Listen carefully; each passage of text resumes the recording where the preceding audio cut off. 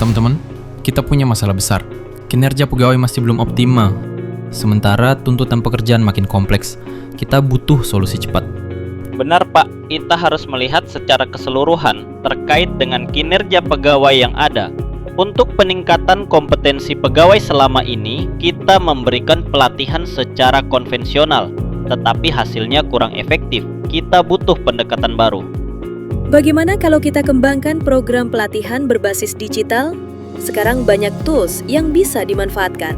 Setuju, tapi kita harus pastikan materinya sesuai kebutuhan instansi dan gaya belajar pegawai, serta mudah diakses.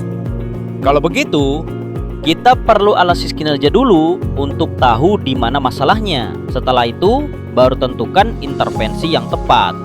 Jika masalahnya terkait dengan peningkatan kompetensi pegawai, maka perlu dikembangkan pelatihan atau pembelajaran untuk pegawai dengan pendekatan baru. Tapi, jika masalahnya terkait dengan kesejahteraan, maka diperlukan solusi lainnya.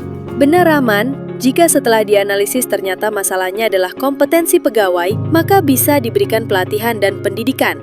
Nah, kita bisa buat rancangan pelatihan dengan pendekatan baru berbasis digital dengan memilih jenis digital learning asset yang cocok dengan topik dan materi. Bisa video interaktif, presentasi 360 derajat, atau animasi lainnya. Kita juga harus integrasikan experiential learning, biar pegawai nggak cuma dapat teori, tapi juga langsung praktik. Sekarang aku lagi kembangin video interaktif pakai H5P. Peserta pelatihan nantinya bisa berinteraksi langsung dengan konten. Kalau aku buat presentasi 360 derajat untuk simulasi lingkungan kerja, jadi lebih berasa. Dengan pendekatan ini, pelatihan jadi lebih menarik dan efektif. Luar biasa idenya. Semoga ide kalian bisa membantu meningkatkan kompetensi pegawai di kantor kita secara signifikan. Dengan tahapan yang tadi kita obrolin, kita bisa menghasilkan peningkatan kompetensi yang tepat sasaran. Siap membantu transformasi pembelajaran lebih inovatif lagi.